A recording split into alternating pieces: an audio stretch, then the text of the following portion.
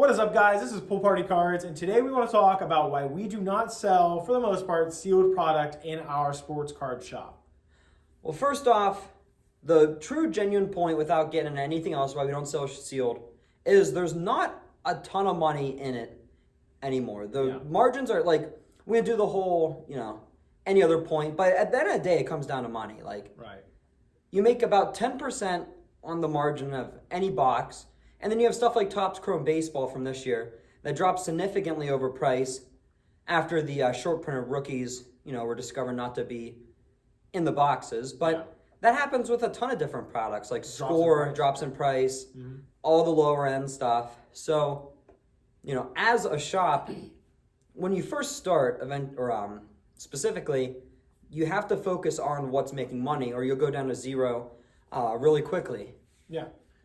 And let's not forget, and the financial side is definitely a big reason for me also, but it's basically just a, slot machine. Oh yeah. I mean, you're basically allowing kids just to gamble. That's essentially what's happening with breaks and with opening, and it's really fun to do, and I enjoy opening and buying the breaks too. But it's really not something that I think a lot of kids should be doing. I think it's going to lead to a lot of people getting into maybe higher risk and worse reward gambling. But at the end of the day, we would see many people bring their collections in, including kids, to trade, their one-of-one autos for a box of hobby, and they would open it up and not get, pretty much get nothing out of it. Yeah. Maybe numbered in a couple autos that are worthless. So it's essentially gotten to the point where I wouldn't call it a scam, but you're seeing people spend $500 on a box to get $40 or $50 in return.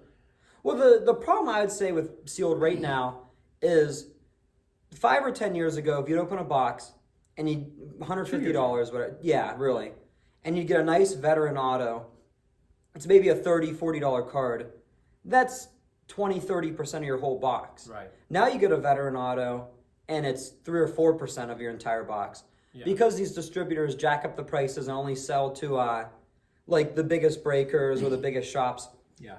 A lot of people don't even realize how much a box is supposed to be. A lot of these boxes are supposed to MSRP at $120 or $150. That's what Panini one's like $180. Right, and they're going for $700 or $1,000 or more sometimes. So it's obviously it's almost impossible to get your money back or to win when you're opening product. Yeah, and just to restate, it's not like a morality police thing. There's absolutely nothing wrong with opening sealed, but there definitely are a lot of risks with it that I think a lot of places don't talk about, it's very just so they can sell it and push it out. Yeah, especially with breaking on certain apps or whatever, it can get really expensive. Yeah, and there are people who have millions of dollars they love to spend this on. That's fine, but people love to talk about a sense of community.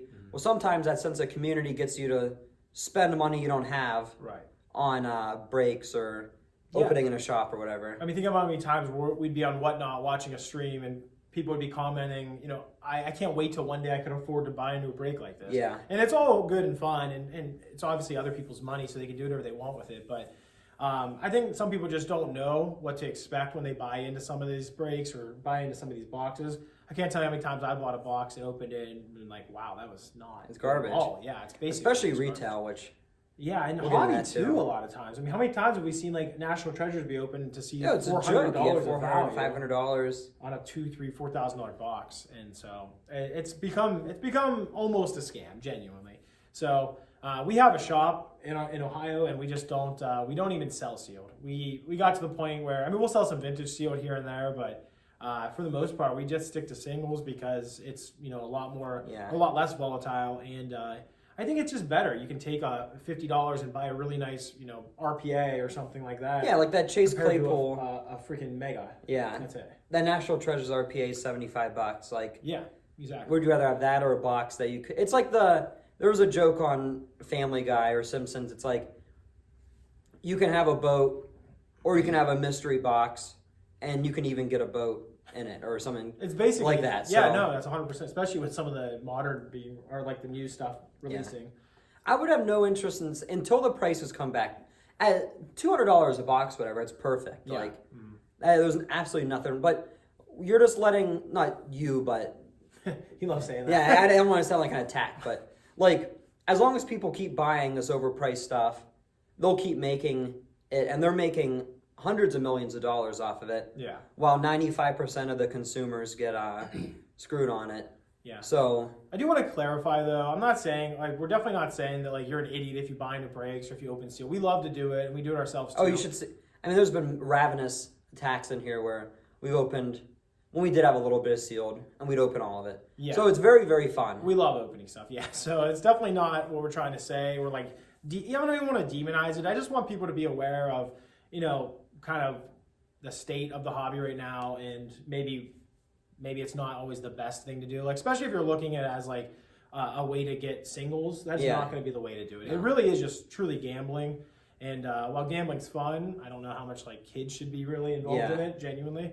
As long as they keep it just, with like smaller stuff, I don't think it's a huge deal, but that's what I think. I would say one of the only benefits I think to opening sealed is if you like grading stuff quick, that's your best chance, I think, of getting like really high quality mint cards. That is one benefit. Yeah. So like on eBay, a lot of times someone will sell a card and it's like, why would you sell it if you can go grade it? So it is good for that if you're looking to maybe open Prism or Select, whatever, when it first comes out. Yeah.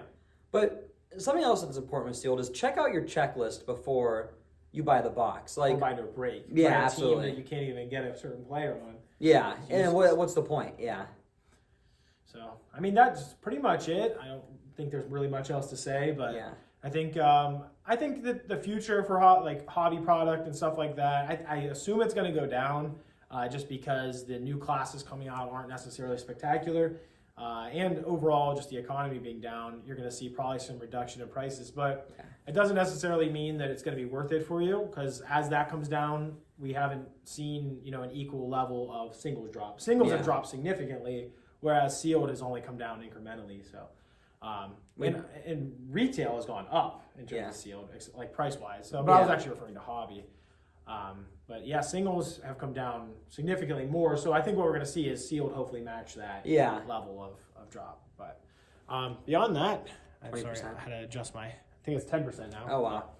Beyond that, Quinn? No, not. And again, it's not too. This is mostly, I'd say, for newer people getting into it, because I know when, even when you're younger and watching Pokemon or sports card content, 90% of it's revolving around opening. So, there's definitely lots of benefits to it, but sometimes you have to talk about the negatives as well. So it's all. At the end of the day, if you're doing it for entertainment, you're good.